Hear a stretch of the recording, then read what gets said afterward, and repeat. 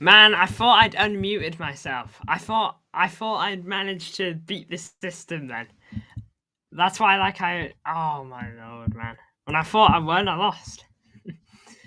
Okay, from the top. Big ups for the redirecting.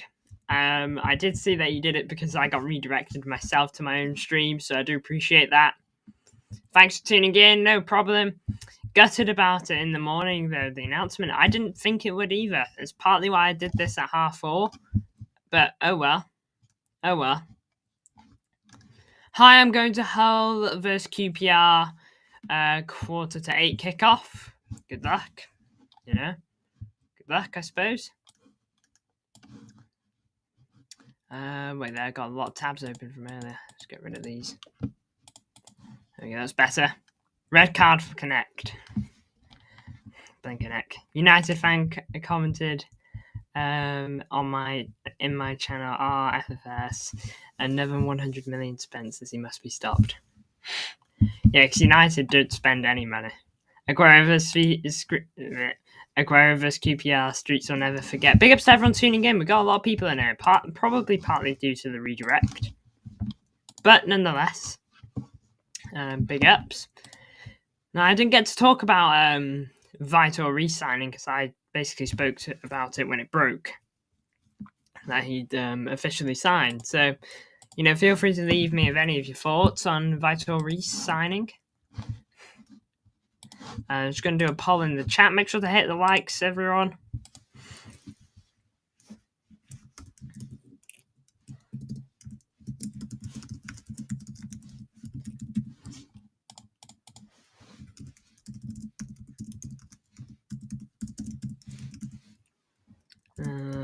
Just 1 second.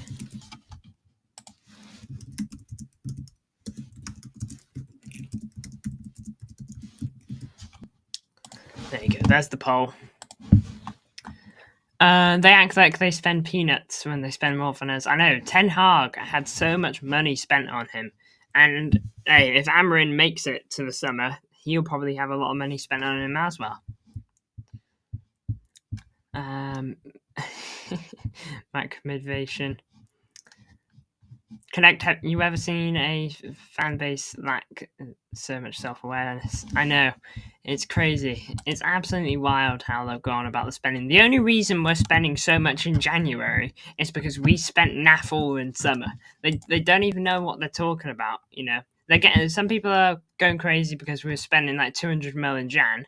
We spent if you count Savinho as spending, by the way, we had the Savinho deal done in February of last year, almost a year ago.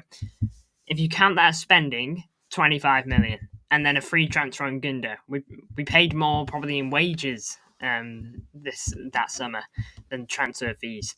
We're dipping into the money we didn't spend, quite literally.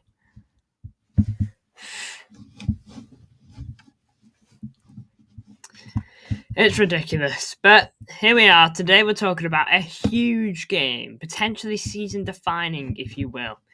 There's no new signings in this game, which a little bit of a shame, but I mean, it's not like it's a disgrace or anything. It's just the rules. They haven't been signed up because they weren't signed with the club yet. But yeah, PSG we are playing tomorrow night. It's a huge one. It's a big, tough game. In what will prove to be a very, very difficult match. I think it's going to be entertaining. PSG, they're a big French side. They're not doing so well in the Champions League. They are lower than us, believe it or not. So there is hope. Absolutely, there is hope. But we will see how we end up coping on a whole. I hope the new signings get to travel. Yeah, I hope so. Hopefully they're watching the game. I think they will be watching the game. What else are they going to do? I think they'll watch the game. I think the camera will definitely go to them at one point in their coats watching the match. Yeah, but I agree. Big ups to everyone tuning in. Oh. Blinking heck. What's going on?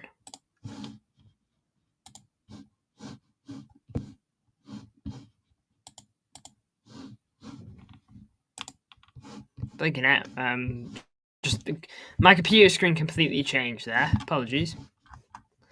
Anyway, let's hop into the predicted 11. So Ortega in net. I actually didn't think about Ortega much. Edison didn't really put a foot wrong against Ipswich, but I guess I'll stick to my guns and I'll say Ortega. No, I'm not gonna lie. I think it's probably gonna be Edison. I'm not gonna lie. You know, your content is so good and consistent right now. Big ups. Fern and Cristiano seem to be best friends, but how they don't speak the language. I know. Hopefully their lessons get along. I think Edison will start. Yeah, I think so too. To be honest, I think so too. Yeah, I've got nothing really to say on Ortega. Well, I thought Edison would start this game. Yeah, just a mistake on the graphic. Nunes right back. Looks like, unless you want to play Rico there, I think it's going to be Nunes. I think he will be entrusted with the right back role once again. Hopefully he maybe gets to play a bit more of his own position soon, with new defenders joining. You know, we got 2 centre-backs coming into the club. Who knows where they're going to be put into the team, you know. Vitor Reese, will he be slipped at centre-back against Chelsea? Hey, Kusanov, maybe a right-back. Maybe that's how we'll use the pace. I don't know. But nonetheless, I think one of them might get a start. But that'll be a topic for Friday night. Diaz and Akanji as my centre-back pairing. Again, we haven't really got anything else. Hopefully the Ake injury isn't bad, but it's just a bit ridiculous now, those two, Stones and Ake. Ake, every time he plays, he is so crucial to us and always plays well. But he just can't stay fit for more than 5 games, it feels. My worry is if all the Uzbekistans get annoyed at Pep not starting. Kusan have a lot of personality. I hope they understand he'll grow into the team. Anyway, all Uzbekistans are legends so far. Yeah, they've all been really great, but I think you bring up a valid point. They're very much here for Kusanov, and there's nothing wrong with that, you know. They're here to support him at City, and, you know, that makes sense. Why wouldn't they be? Big up on the vid, says JFresh TV. Are you talking about one of my YouTube videos? But nonetheless, welcome to the chat, JFresh TV. Big ups for tuning in. How much draw points did Joey Edits lose? I'm not sure. Didn't know we lost it. Who's this? Nothing important. That's good. Left back, Josko Vardio. Again, there's no one else, you know. It's difficult to really speak about these positions when there's no competition at the moment because of injuries. Ake and Stones are out. Kusanov and Vitor, Hees can't play.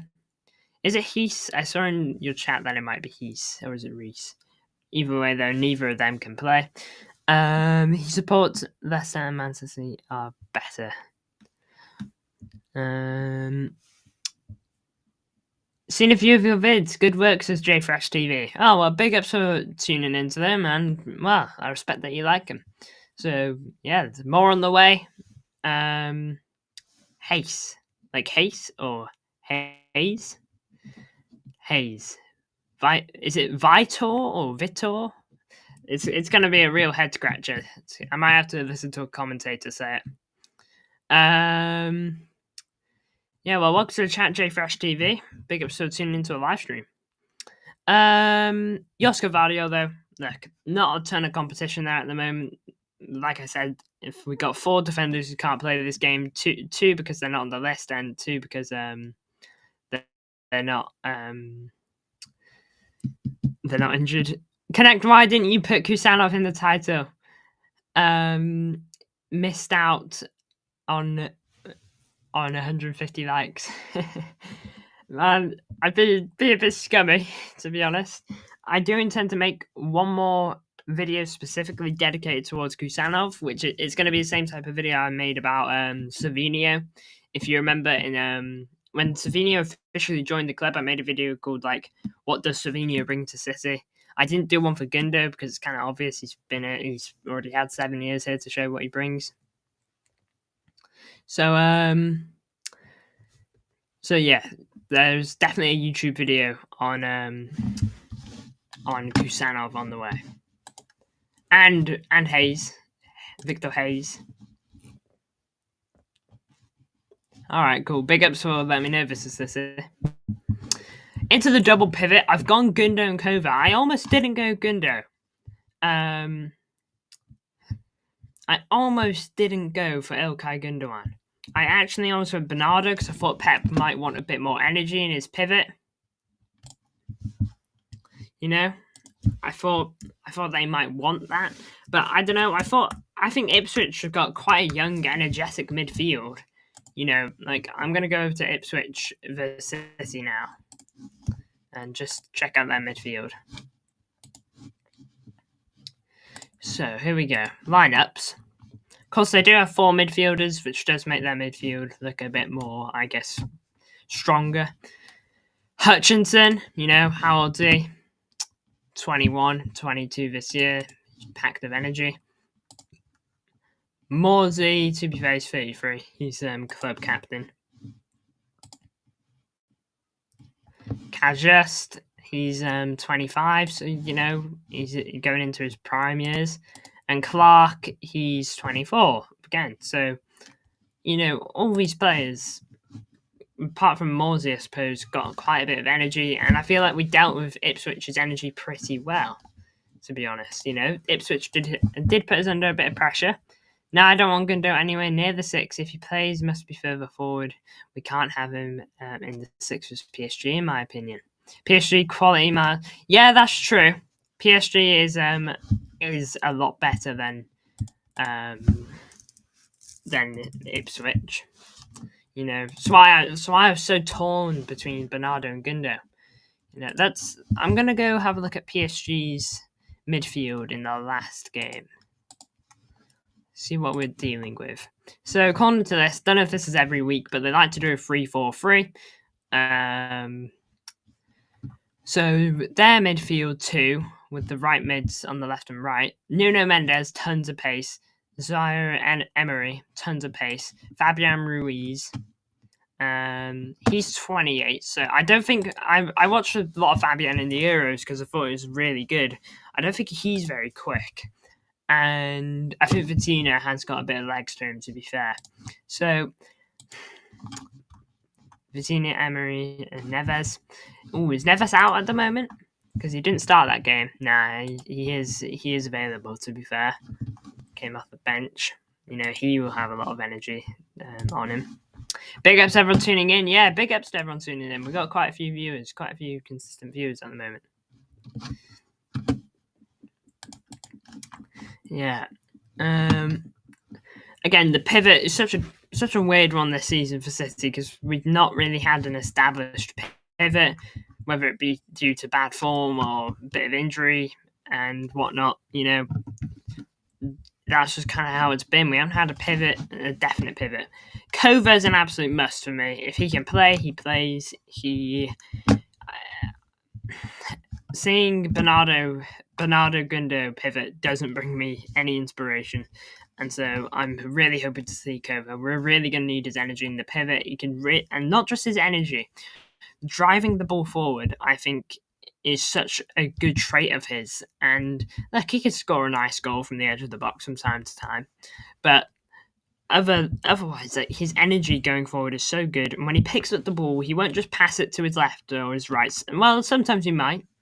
But when he picks up the ball, he might skip past the guy and run into a lot of space and bring us forward at the pitch. He's really good at driving with the ball, and I think we're going to need that against PSG. And Gundo, again, like I said, if they can lock PSG down like we locked Ipswich down, I think it could work for us. But we'll see, won't we? On to the front four. Phil Foden, right wing. I think Phil Foden has been a lot better recently for City. Phil Foden on the right, by the way, it's going to be someone that's coming in a bit more. He did something I really liked against Ipswich, and it was making a run into the middle of the box. Haaland was on the back post. De Bruyne put the ball across the box. If Phil Foden just sits near the right side of the box, no one gets on the end of that ball. But Phil Foden, he makes the run. He's there. He's got bodies around him. But if the ball falls to his feet and he can get a bit of connection to it and direct it towards goal, it's a huge chance suddenly. And look, he did that twice and he got 2 goals. So, more of that from Phil Foden, more of that from all our wingers, to be honest. And we could get so many more goals on our hands tomorrow. But Phil Foden, I think, has been a lot better recently. I saw an Arsenal fan. I forgot his name. You will know him. You see him on TikTok. He mentioned how Phil Foden's ghosted most of the season, which is not wrong. Phil Foden, before these last few games, hadn't been in his best form in 2024. For the first half of the season, wasn't really it for the last few games. And for me, I think Phil Foden's been a lot better recently, and I think that's the main thing. Ipswich was good. It was a good win, but they are 18th for a reason. PSG is a real test. That is true. And Jay Fresh is right there. PSG is a tough away day in France. The French fans, I don't really know how good the stadium is. Look, PSG, I don't know if it's a Champions League thing, but they aren't exactly having the best time in the UCL with only 2 wins, 1 draw, 3 losses. City, we've got 2 wins, 2 draws, 2 losses. So PSG, they've been having a difficult time. This is a big, big game for them. They'll be looking at it like that as well. They might be thinking that we're not on our best form ever. And so there might be a chance to get at us. So it's going to be difficult. PSG are really going to bring the game to us, I feel. Going to have a look at their home form, see how they are at home, see if it's a fortress. So, home games.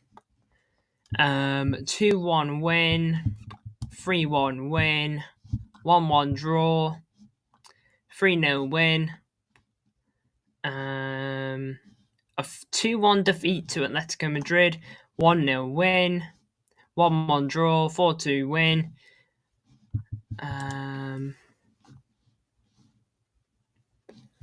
1-0 win, 3-1 win.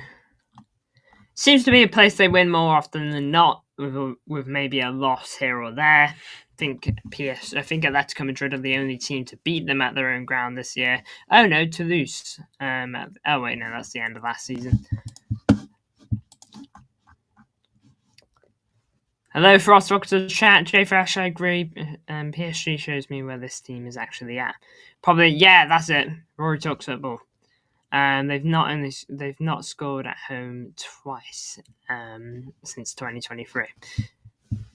Yeah, so there you go. They do tend to bring goal threat. It doesn't surprise me, PSG.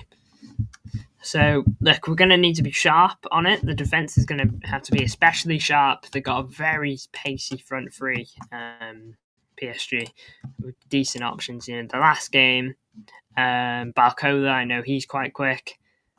It doesn't look like Ousmane Dembele is available unless he was suspended for the last game. He wasn't on bench, so he's not here, which I guess is good. His pace won't be too much of a threat. Dimitri Doe, I believe this guy's name is. No, Desire Doe. Desire. He's probably got pace on him. He's 19. He's a winger. It's kind of typical for him to have pace, so he's probably got a bit of pace to him. Foden in his worst season has more goals than Saka. There you go.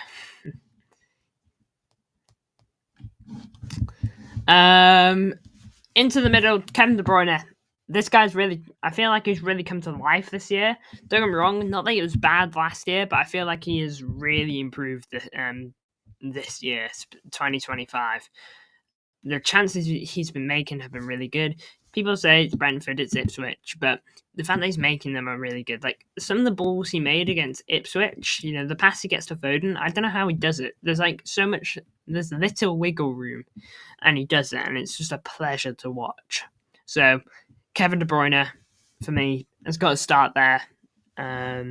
Who else would? I guess Phil Foden. He did play there a lot last season, but I trust De Bruyne at the moment to take it on more. Goals, highs, bad performances. Foden ain't been good. Goals just covers a lot of bad showings up. Well, I think last year he hasn't been good. 2024 was not a good. Well, the second half of 2024, first year half was obviously great because that was when he got Premier League Player of the Season. But the second half of 2024, I agree, not good from Phil Foden. Didn't get goals. But I do think Phil Foden has definitely been better as of late. And getting goals, getting assists, that's what we need from our attackers. So for me, I do think Phil Foden last 4 games has definitely improved over the previous 4 games they may have played. Savinho, for me, left wing. Look, if there's one thing that's a certain, this guy can really whip in a cross when he wants to. If he wasn't scoring last 4 games, we can't say he runs or create. If he wasn't scoring last 4 games, we can't say he runs or creates or control games. Phil is more of a second striker. I think there's some merit to that. I think there's a conversation to be had there. But with Savinho, when this guy, like I mentioned, when he wants to whip in a cross, he can really whip in a cross. Like the crosses he can produce are so nice. Like the West Ham one, unreal. Again, he's someone that I think's been a bit better in 2025. He's been off the left wing a little bit more than the right where he's been for most of the season. I think left has been a lot better from him. Don't get me wrong, I thought Doku was really good against Ipswich, but I love Phil, don't get it wrong. Yeah, absolutely. I'd be surprised if you didn't love Phil for academy talent and all that. Jeremy Doku, look, although he played really good against Ipswich, a part of me worries because I know Jeremy Doku his inconsistencies. He can be quite inconsistent. I don't want to have that feeling about Doku, of course. And if he starts, I'll be happy. But I think I'd rather Savinho at the moment, just because I think he can create a bit better. So for me, it's Savinho over Doku and over Grealish. At the moment, that is anyway. Erling Haaland up top. Look, this guy, he had a big opportunity against Ipswich. It was a 1-on-1, didn't score. Hopefully, though, he can bury any big chances he gets, because we're going to need to bury them. I don't really know how good Donnarumma is, but I know for sure he's not bad, and I know for sure he's at least good. He's PSG's number 1. So for me, I'm expecting good performances from Haaland. He needs to punish PSG if we can punish them. If he gets slipped in 1-on-1, I'm expecting big things. Doku has his best performance on Sunday because he actually thought things through his head. If he does that all the time, he'll be a world class. Yeah, he just needs to do more of what he did against Ipswich. Analyse that game if he has to. Doku was my man of the match at Ipswich. My one was De Bruyne. I thought Doku was great, though. I thought most of the players were really good. The only one I was slightly disappointed in was Haaland because of the early chance that he got. But other than that, even then, I gave Haaland a 6.5. So for me, I definitely give. I think I gave Doku like a 7.5. I thought it was really good. But Haaland up top, I think he's got to score. Is my whole thing. He's got to score the big chances that we give him, because we give him a lot of chances. No denying it. We give him a lot of chances, and to be fair, he scored last game to celebrate that 10-year deal he got. But I want him to keep celebrating it. Get a big goal in Champions League. People say he doesn't score against big teams. Well, this is the game to prove him wrong. This is crunch time in the UCL. Even if we beat Club Brugge next week, which won't be exactly easy. Club Brugge, where are they? Where are Club Brugge? Can't blink and find them. Ah, there they are. Club Bruges, they're above us at the moment, but they are in risk. They are on 10 points. You know, they play Juventus today and they play us next week or the week after, whenever it is. You know, so they've got big games coming up, and if they want to qualify, they're going to want to try and take something from either of them. They're probably going to favour themselves a bit more against Juventus because it's at their ground. But if it doesn't go well against Juventus, then it's all guns for the Etihad for them. So we've got 2 difficult Champions League games coming up, and if we can pick up something big here, we need to pick up points against Club Bruges as well. Erling got to be taking those chances. I know. If De Bruyne slips him in. No, it wasn't even De Bruyne who slipped him in 1-on-1. It was Kova. Kova was a really nice ball. If Kova could produce a few more of those dinks, really nice. That type of dink he sent to McAtee. FYI. You know, more of those dinks could be really helpful. But the ball through to Haaland was inch perfect, and he just didn't score it. You know, yeah. For me, you put that through the keeper's legs. Keeper's got his legs quite wide. He gets quite close. There's no way keeper closes his legs in time. Or you slam it into the bottom corner. You got to do one of them. That concludes the predicted 11. In terms of predicted score,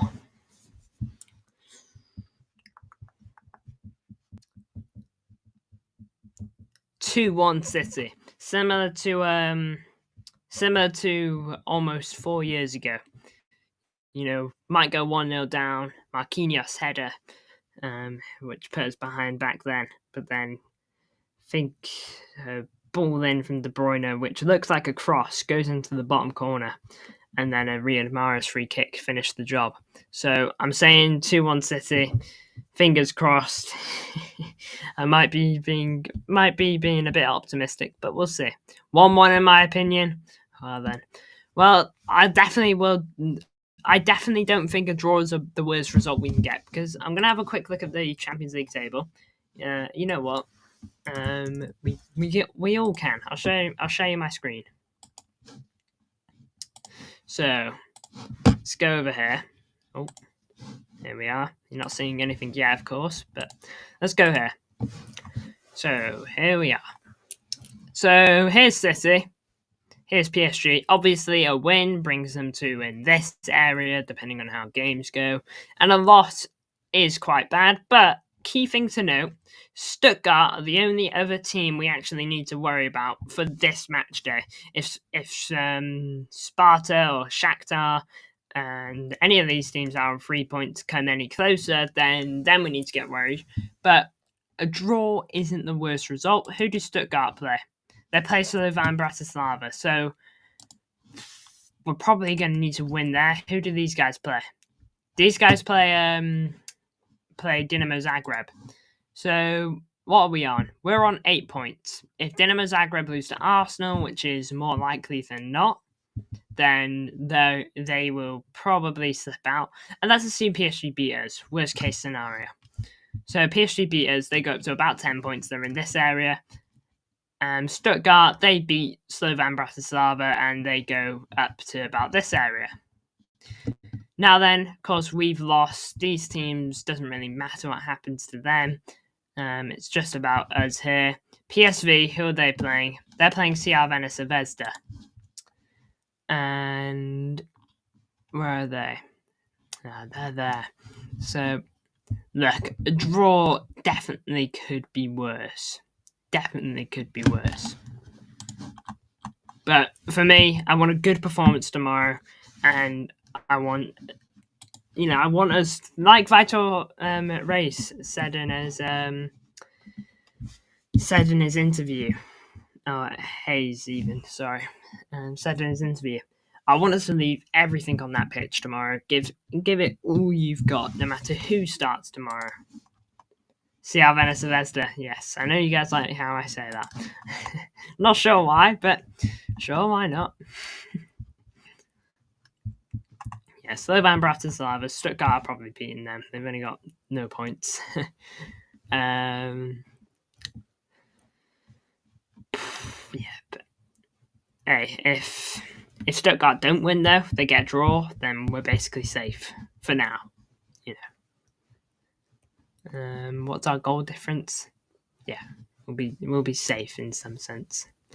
But look, a draw tomorrow isn't awful. It's just not great.